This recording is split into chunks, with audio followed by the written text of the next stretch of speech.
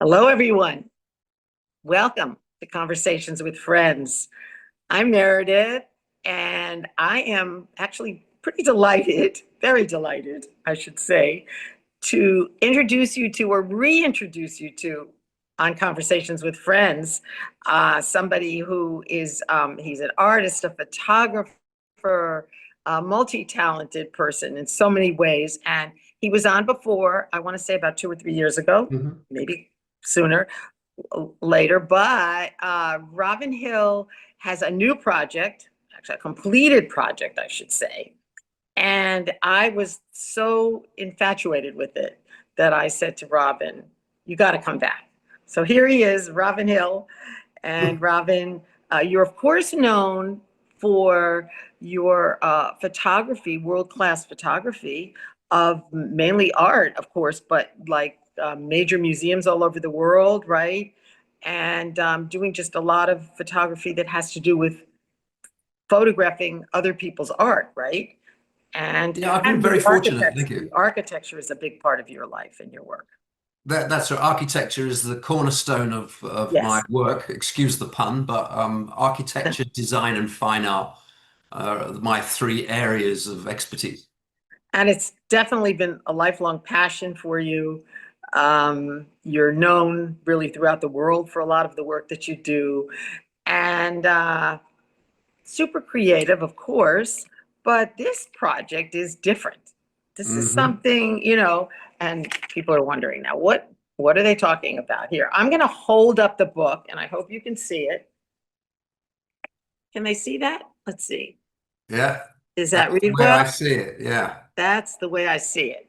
yeah, Okay, so we have to start with your idea, art in public places. right. People don't even realize, how much art, how many artistic creations there are throughout South Florida, and we'll talk about that. And they're all really world-class artists too, many of them, and great artists.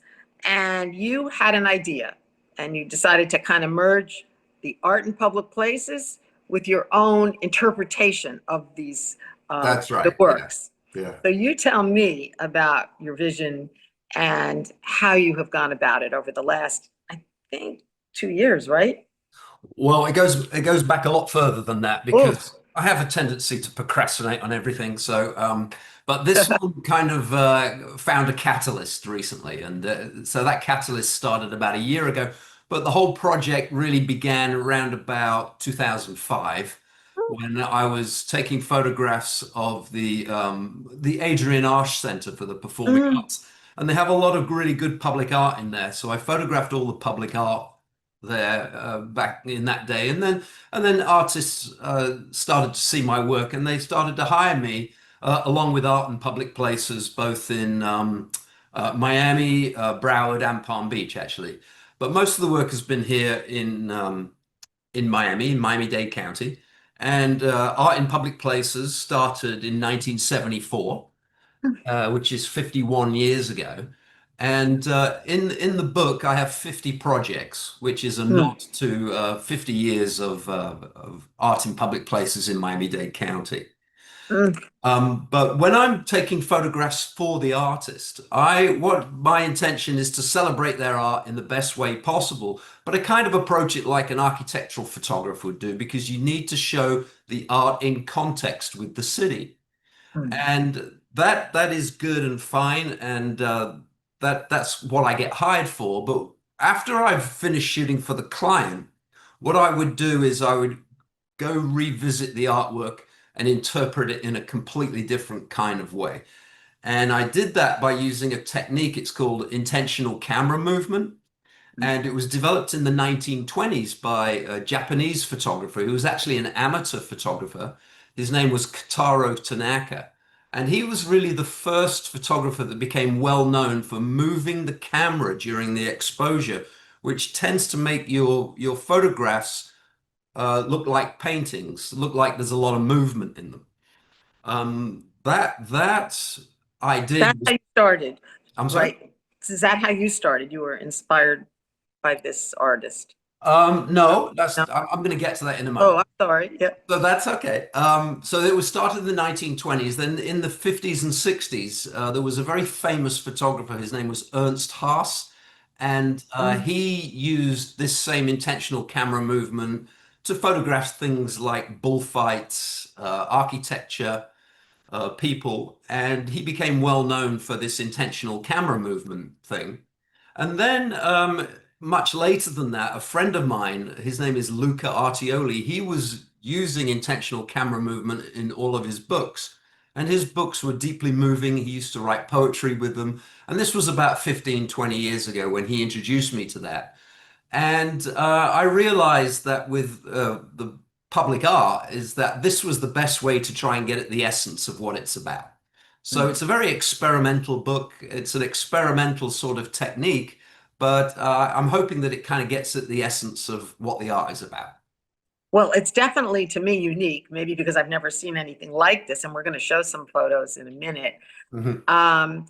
But what I see that you've done is you show the artist's work, and these are very famous artists, right? I mean, So, Noguchi and Kleis mhm. Olden, is that pronounced right? Kleis Oldenburg, Oldenburg. yes. I mean, these are Yeah. big names. I don't know that they're all big names, but they're very well-known artists. And how many Mhm. are there? Like Well, there's 50 in 50? the book. No, no, in the city, art and Oh, public, over 1,000, yeah. over 1,000. Didn't Yeah, realize. some of those are small pieces, but some of them are small pieces that are actually at the Stephen Clark Center in Mm, downtown Miami, where the headquarters for art in public places are.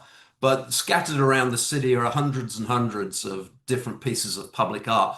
And there's so many that it's become a personality trait of the city. mhm. And that's what I wanted to explore is, oh, now after 50 years, it's not just one or two pieces. It's actually, you see it a lot. And when you drive past in your car, you might not know what it is. And my Yeah. book is an attempt to sort of educate the public about actually what it is. And why is it so important? I mean, this is, a lot of people go to museums, a lot of people don't, right? This is a chance for Right. people to see great art. We're not talking about just, basic art. We're talking about some of the greatest artists as you're walking, as you're driving, and that Well, they might never walk into a museum, or maybe oh, that'll entice them to go to a museum, right? yes, that's true, but public art is truly democratic, right? So you don't have to pay to go and see it. Most Mm, of it, most of free. it, most Yeah. of it, it's free. And there are a couple of exceptions. Sometimes you need to go on a cruise to get to the port of Miami to go into the terminals where there's a lot of public art. Hmm. Most of the public art is free to go and appreciate it. And so therefore it's for everybody. It's Mm. not just for people who are in the art world. It's not just for people who are curators at museums or anything like that. It's for everybody, which makes it a truly democratic thing. And I find a lot of appeal to that. I remember talking to somebody at a museum years ago in New York, and they were saying that, oh, here it is. Here's the cover of the book. That's the way I see it. And that's you, how you see the art. This That's is right. not about some critic or something seeing the art. So there's the art of the artist, and then I can get back to my statement about New York. But that's, this is your creation right here. Well, this what we're looking at The right picture now. from our, I'm sorry. Go yeah. ahead. No, I thought that this looks like what you've done. So I'm wondering if this is your piece or this the artist's piece. Well, this is my Yes. interpretation of Franz Ackermann's public artwork, which is Mhm. called About Sand, and it's at the Miami Beach Convention Center. Mm. And it wraps around the southeast corner of the building, and it's done in these incredibly bright colors. And it's really rather marvelous. And what I've done is I've taken a very small piece of that artwork and I've moved the camera during the exposure, which gives it this very painterly effect. So it's an interpretation that sometimes crosses the boundary into transformation. So it's sort of like a process of alchemy that takes place firstly within my imagination and secondly within the camera.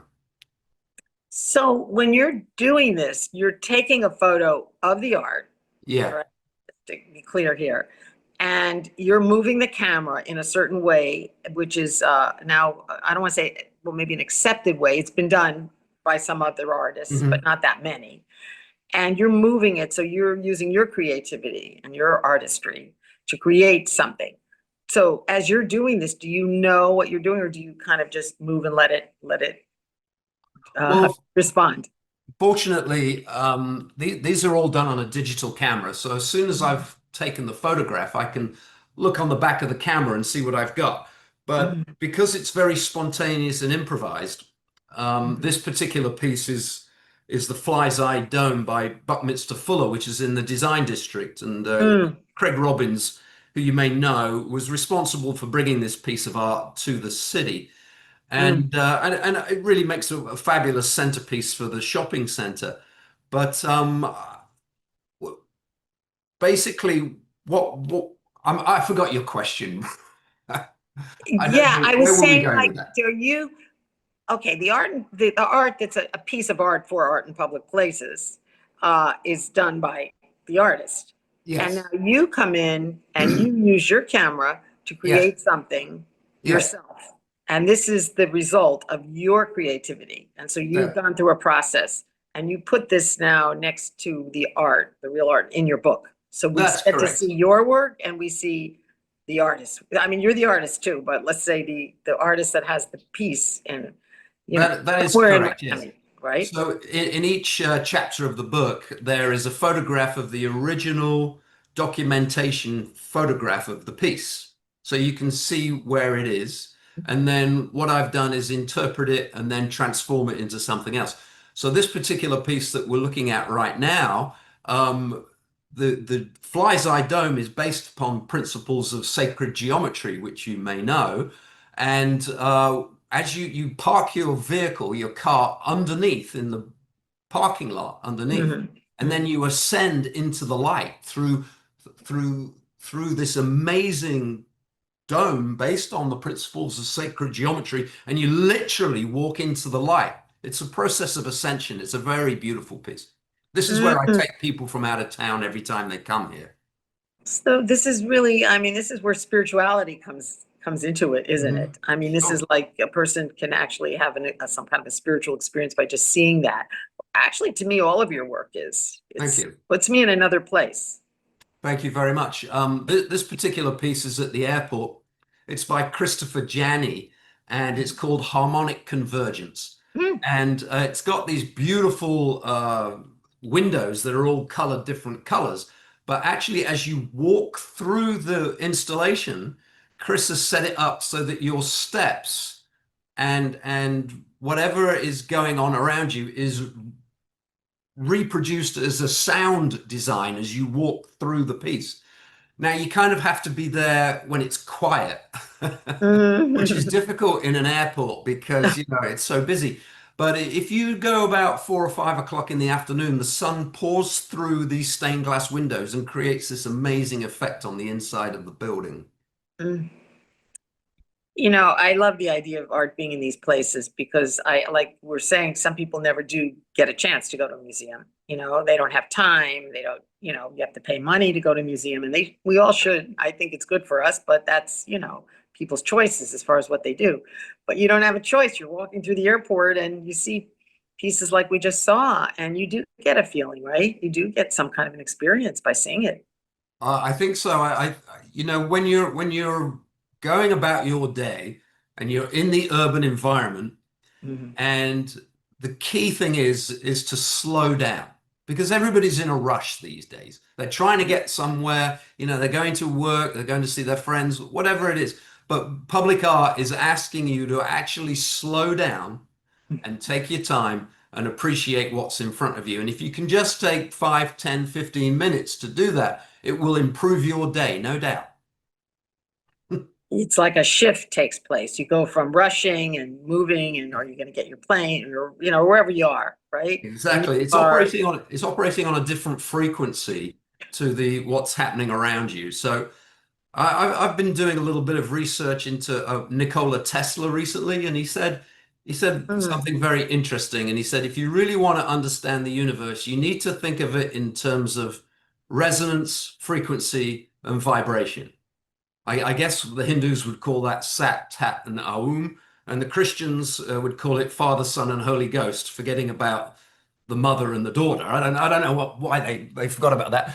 But frequency, resonance, and vibration is the triad, the holy triune. And because I'm a photographer and I use a tripod, I Yeah. see the three legs of my tripod as, resonance, frequency, and vibration, and Mm. the camera sits on top as the Godhead, and that's where the alchemy takes place. I know it's a bit of a stretch of a metaphor, but that's the way I see it. Well, it's your book, and this Yeah, is your theme, the book, right? that's So right. that's the way I see it. In a way, Yeah. isn't that the role of any artist? To just create what they see, not to try to think about what others are doing and whether they. Oh, yes. Each artist is a universe unto themselves. I like Mm. this. I like this. Oh, yeah. So, This one. This is fun. so I did mention in the book launch that there's something wrong with this. Mm, Not the I said artwork, but that. the pole that's in front of it. Right. Now, Yeah. so the artwork is called Star Child. It's by Friends with You, and it's on 41st Street in Miami Beach. And for some unknown reason, they put this pole in front of it. But I've Mhm. heard now that they're actually going to take the pole down, thankfully. And Thank you. Oh my goodness, that'll change everything, right? well, absolutely, because this Oh, kind of thing should not happen, and it does say something about our society, which is a bit unfortunate, is that constantly utilitarianism is put in front of beauty. And mm, if we were back in Greek times or Roman times, they would have thought that we've completely lost our way, because beauty should come first, not second. Beauty comes first. And when you put a big pole in front of a piece of artwork, where does that come from? What is that about? And it's just a real shame. But now the city have come to their senses and they're taking the pole down, which I'm absolutely delighted about. And so is the artist, of course. well, I'm sure that there was some, reaction from people, right? Somehow somebody said, maybe we should change this. Maybe this is not right. They didn't realize at the time, they weren't sensitive, but I like what you're saying. A lot of the old countries, whether it was Italy or Greece, they Hmm. did have such an appreciation and love for beauty. And, that really creates a better world, doesn't it? To be able to, so in a sense, to me, this work that has been done over 50 years, the art in public places, Hmm. is, like you say, it's kind of a chance to stop, slow down, enjoy the moment. I don't Absolutely. think people all realize how important, that there is so much. I mean, I've seen a lot of it, but I never took a tour, and Yeah. they do have tours, right? I think. Occasionally, art in public places put something together. In fact, the catalyst for the book happened when Art in Public Places invited a few people over to the port of Miami to see the Mhm, artwork. And I mhm. thought maybe 15, 20 people would turn up. And there's like 250 Ah, people turn up to this evening. And I'm like, oh, I got to do the book now. There's like this palpable energy. So that uh, was the real catalyst. The most recent real catalyst for the book is when, oh, I said, okay, this is obviously something's going on here that people want to know more about public art. right. They Yeah. want that. They want that. So maybe that's the secret. People speaking out. People, instead of speaking out, against bad things, and that's important when you're against something and Yeah, something's wrong, but speaking up for good things, absolutely. Just as right? important. Yeah, for sure. And Robin, I mean, you are one that does that, with the Thank work that you. you've done and with this book. And yeah, the book is just out now, right? Yeah, The book I has got to just meet come you out. at lunch, and that was really interesting. What, a few weeks ago, and that's when you said to me, "Oh, we should do something." And so here you are. Yeah. So the experience for you must have really been very powerful. Just how long did you? I don't know if you mentioned it yet already. How long this project took? Well, the first photographs were taken in the early 2000s, but once I decided to, once I'd had been to the event, then the whole thing happened pretty quickly because we managed to get together with Amanda Keeley, who's the publisher, I know Exile Amanda. books. Yeah, pretty well. Yeah. And we had a conversation, and she says, "You know, this is probably a pretty good idea, Robin. Let's Mhm. go ahead and publish this."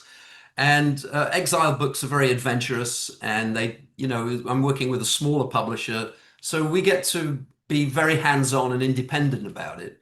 And we're not working with a huge corporate publisher. We're Mhm. working with somebody that's really tuned into the local art scene.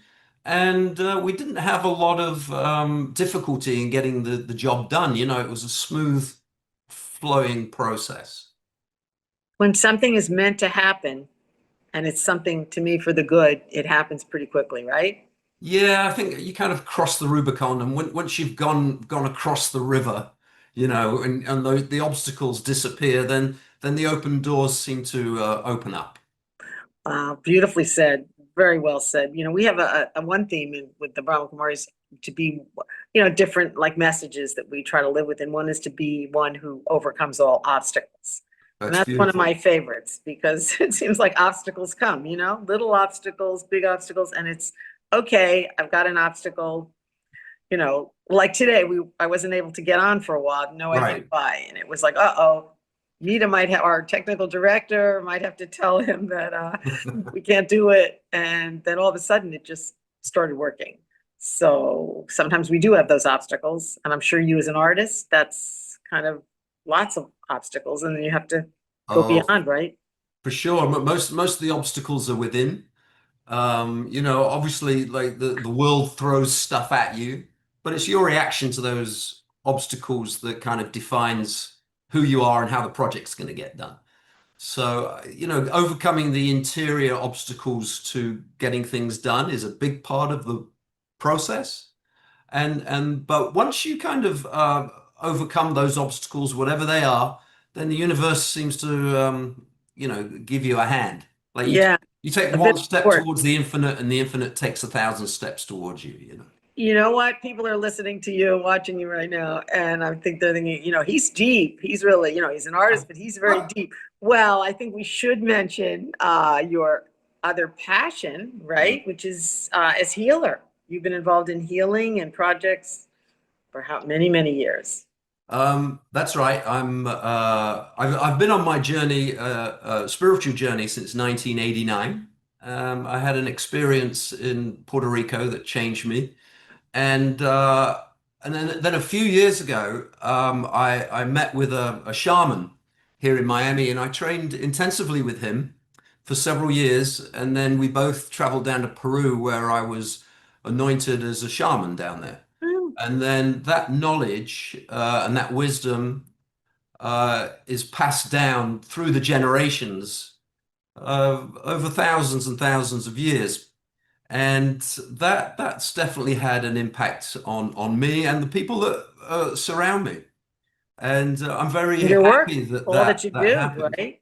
I'm sorry? Yeah. I mean, with all your work that you do, there is that something affecting your work. I mean, because when I look at what you've done here with this art, it's very spiritual to me. It has this Thank you very much. feeling of just I want to sit there and meditate on it. Really. And that's why I said I have the book now. I Yeah. did purchase the book, and I'm only saying that I want people to think you gave me a free book. That wouldn't be right. So I purchased the book and I hold it up again, and I'm going to put it on my coffee table. There you go. And Beautiful. I think on my coffee table right now is wait, a book of in Cambodia. All the Oh, statues in Cambodia, right? nice. Yeah. Yeah, but I think this is new, so this is going to go on top of that book. That's Um, beautiful, and Meredith. I also have a spiritual transformation book there too. I have to check that. I move my books around, so Great. Well, I've noticed with the Brahma Kumaris that it's a very pure organization. And whenever I've bumped into people that have something to do with that organization, it's always a very smooth flowing mm. experience. And it's a really beautiful thing. And I'm happy to be associated with you. Well, they feel that way about you too, Robin. I Thank like you. to see it as a growing spiritual family. It doesn't matter Yeah. what religion you're at or, or where you're at in your life, it's people always say, well, what religion do you practice? I mean, Um, I like to say the religion of peace and love, yeah, yeah, and really trying to become more spiritual. It yeah. takes effort. It doesn't just happen. And I'm sure this book took a lot of effort. I could see that. Oh, I have so much respect for anybody that's published a book because the amount of work that is involved is monumental. Mm, And it has to be a labor of love. And if it's not a labor of love, the love ain't going to be in it. yeah, and you won't So feel it. People won't feel it. that's So, right. It's a bit of a slice of joy, the book. And when I've been signing the books to people, I've been saying, I hope you enjoy this little slice of joy. And mhm, given where we're at in terms of the politics and the economics and the new world order that we're mm. currently, negotiating with, I think it's imperative to bring out your own joy and pop that into the soup.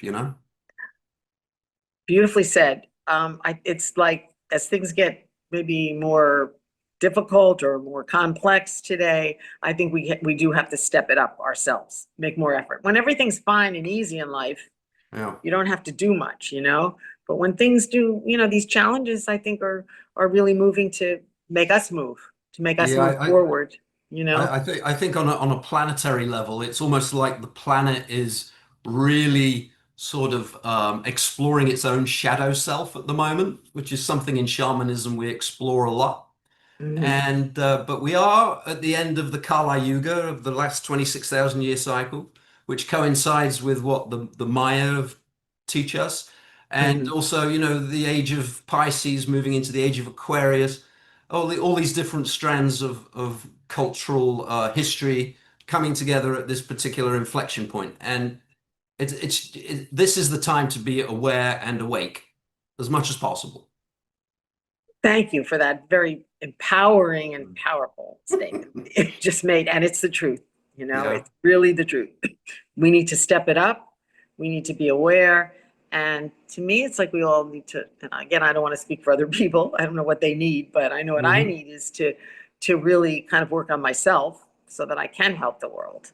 And if there yeah, are glitches, to just kind of move away from them and more introspection, more meditation, more trying to help others. And, obviously you're doing a lot, with your studies, with your work, with your healing, with your creativity. So congratulations on your thank you very newest, much, your Meredith. newest project. Thanks so much Thank you. for joining. Thank you. If I might add at the end Please here, do. Yeah. because I always forget this, if you want to purchase the book, it's very simple. You go to Okay. my website, which is robinhillfineart.com. You click on the picture and you follow the prompts. Thank you so much. And great to be with you as You too, Meredith. always.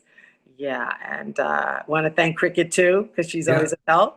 God bless her. Partner who's actually, I think I knew her before you, I think who's so. Yeah. an amazing, extraordinary woman. She really is. Indeed. Yeah. Indeed, And she is. thank you, everybody, for being part of our conversations with friends, right? Thank you for watching. Thank you so Bye, much, Meredith. everyone. God bless. Thank Bye. you.